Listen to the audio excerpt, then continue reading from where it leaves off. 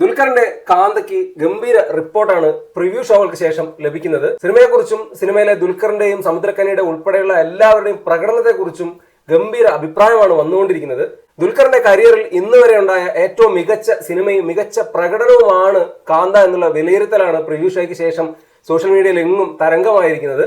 ദുൽഖർ ഏതാണ്ട് 6 വർഷത്തോളമായി ഈ ഒരു പ്രോജക്റ്റിന് പിന്നിൽ അടിയുറച്ച് നിൽക്കാൻ തുടങ്ങിയിട്ട്.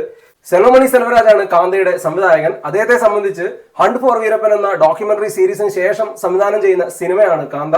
നെറ്റ്ഫ്ലിക്സിൽ റിലീസായ ഹണ്ട് ഫോർ വീരപ്പൻ എന്ന ഡോക്യുമെന്ററി സീരീസ് ആഗോള തലത്തിൽ ശ്രദ്ധിക്കപ്പെട്ടതാണ്. വളരെ കൈയടക്കമുള്ള മേക്കിങ്ങും വളരെ ഷാർപ്പായിട്ടുള്ള റൈറ്റിങ്ങും ഒക്കെ അതിന്റെ പ്രത്യേകതയായിരുന്നു. അതുപോലെ തന്നെ പ്രേക്ഷകരെ പിടിച്ചിരുത്തുന്ന രീതിയിലുള്ള ഒരു ഡോക്യുമെന്ററി സീരീസ് ആയിരുന്നു. ഇപ്പോൾ കാന്തയിലൂടെ അദ്ദേഹം വീണ്ടും ഞെട്ടിക്കുകയാണ് എന്നുള്ള തരത്തിലാണ് അഭിപ്രായങ്ങൾ വരുന്നത്. സിനിമ നാളെ ലോകമെമ്പാടും റിലീസ് ചെയ്യുകയാണ്. ദുൽഖറിന്റെയും സെൽവമണി സെൽവരാജിന്റെയും ഒക്കെ കരിയറിലെ ഏറ്റവും വലിയ ടേണിംഗ് ആയി ഈ സിനിമ മാറുമെന്ന് തന്നെയാണ് കരുതുന്നത്. അതിനനുസരിച്ചുള്ള പ്രിവ്യൂ റിപ്പോർട്ടുകളാണ് വന്നുകൊണ്ടിരിക്കുന്നത്.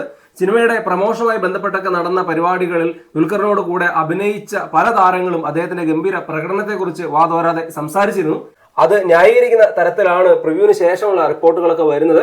എന്തായാലും ദുൽഖർ വീണ്ടും അന്യഭാഷയിലൂടെ ഞെട്ടിക്കുകയാണ് എന്ന് തന്നെയാണ് കാന്തയെക്കുറിച്ചുള്ള അഭിപ്രായം. സീതാരാമവും ലക്കി ഭാസ്കറും ഒക്കെ അദ്ദേഹത്തിന്റെ കരിയറിലെ നിർണായക സിനിമകളായിരുന്നു. പ്രിവ്യൂ റിപ്പോർട്ടിൽ ലഭിച്ച അഭിപ്രായങ്ങൾ പോലെയാണ് നാളെ FDFS കഴിഞ്ഞും കാന്തയ്ക്ക് ലഭിക്കുന്നതെങ്കിൽ കാന്ത ബോക്സ് ഓഫീസിലും ദുൽഖറിന് വലിയ നേട്ടമാകുമെന്ന് ഉറപ്പാണ്. സിനിമയുടെ നിർമ്മാതാവ് കൂടെയാണ് ദുൽഖർ സൽമാൻ. അദ്ദേഹത്തോടൊപ്പം റാണ ദഗുപട്ടി ഉൾപ്പെടെയുള്ള മറ്റു ചിലരും നിർമ്മാതാക്കളായുണ്ട്. ലക്കി ഭാസ്കറിലൂടെയാണ് അദ്ദേഹം ആദ്യമായി 100 കോടി നേടിയത്. കാന്തയിലൂടെ വീണ്ടും ഒരുപക്ഷെ ബോക്സ് ഓഫീസിൽ വലിയ തരംഗമാകാൻ ദുൽഖറിന് കഴിയും.